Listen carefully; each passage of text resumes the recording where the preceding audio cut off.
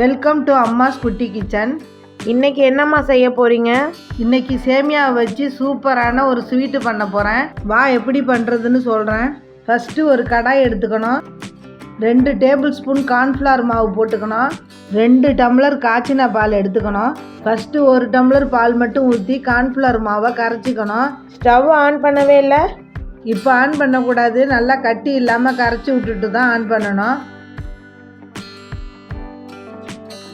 கரைச்சாச்சு. இப்போ stove on பண்ணிடலாம். இன்னொரு டம்ளர் பாலையும் இப்போ சேர்த்துக்கணும். 4 ஸ்பூன் அளவுக்கு ஜீனி போட்டுக்கணும்.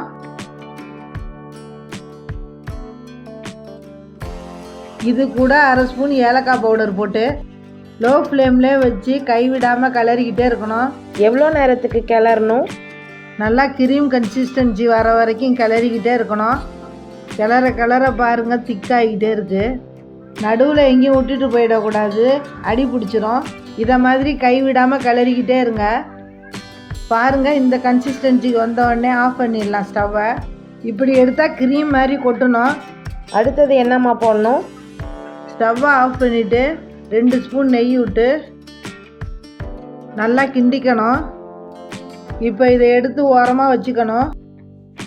அடுத்தது ஒரு பவுல் எடுத்து 2 டம்ளர் அளவு ரோஸ்டட் சேமியா சேர்த்துக்குங்க. கடையிலே ரோஸ்டட் சேமியான்னு விற்பாங்க, அதை வாங்கிக்கோங்க. வீட்டில் சாதா சேமியா தான் இருக்குன்னா என்ன பண்ணுறதுமா? லைட்டாக எண்ணெய் ஊற்றி வறுத்து அதுக்கப்புறம் சேர்த்துக்கணும்.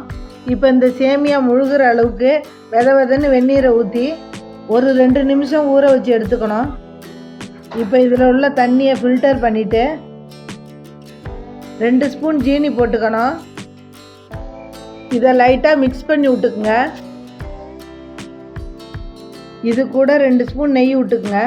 அப்போ தான் எல்லா சேமியாவும் நல்லா வெந்து வரும். இதில் நெய்க்கு பதிலாக எண்ணெய் சேர்த்துக்கலாமாம்மா?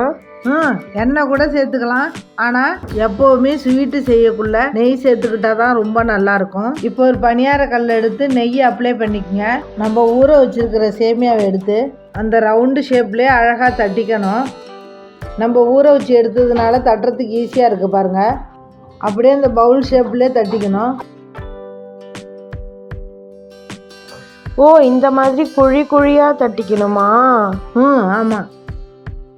பார்க்கவே குருவி கூடு மாதிரி இருக்குமா? ஆமாம், அந்த மாதிரி தான் இருக்கும். அப்போனா கொடுங்க, நான் பால்கனியில் கொண்டு போய் வச்சிடுறேன். குருவி வந்து குடி இருக்கட்டும். இது நல்லா இருக்கே. சரிம்மா, அடுத்தது என்னம்மா போடணும்? அடுத்தது நம்ம மிக்ஸ் பண்ணி வச்சுருக்கிற பாலை கொஞ்சம் கொஞ்சமாக எடுத்து குருவி கூட்டுக்குள்ளே வச்சுருங்க. அப்போனா இதுக்கு குருவி கூடு சேமியா ஸ்வீட்டுன்னு வச்சிடலாமா பேர்? அதெல்லாம் வைக்காத. அப்போனா இதுக்கு என்ன பேர்? இதுக்கு பேர் ஹோம்மேடு குனாஃபா. என்னது, குனாஃபாவா? குனாஃபாவை குழி பணியார சட்டியிலே பண்ணலாமா? சரி, அடுத்தது கொஞ்சம் சேமியாவை எடுத்து இது மேலே வச்சு க்ளோஸ் பண்ணிடணும். பரவாயில்ல, இதுவும் நல்ல ஐடியாவாக தான் இருக்குது. வீட்டில் உள்ள பொருளை வச்சே குனாஃபாவா? சூப்பர். இது தெரிஞ்சால் வீட்டில் எல்லாருமே செஞ்சு சாப்பிட்றலாமே. அடுத்தது ஸ்டவ் ஆன் பண்ணி விட்டு மூடி போட்டு லோ ஃப்ளேமில் 2 நிமிஷம் இருக்கட்டும். அம்மா, இது வேகிறதுக்குள்ளே இன்றைக்கான கிச்சன் டிப்ஸை சொல்லிடுங்கம்மா. சரி, சொல்லிடுறேன் வா. ஏலக்காய் மிக்சியில் அரைப்படாதுன்னு நசுக்கி எல்லோரும் போடுவோம். இனிமேல் அது மாதிரி பண்ணாமல் கூட 2 ஸ்பூன் ஜீனியை போட்டு அரைச்சி எடுத்துக்கணும். இப்போ அரைச்சதும் மேலே கொஞ்சம் தோலெல்லாம் வரும், அதெல்லாம் ரிமூவ் பண்ணிவிட்டு திரும்ப நைஸாக அரைச்சி எடுத்துக்கணும். இதை மாதிரி ஸ்டோர் பண்ணி வச்சுட்டிங்கன்னா டக்குன்னு யூஸ் பண்ணிக்கலாம். இந்த டிப்ஸ் உங்களுக்கு எப்படி தெரியும்?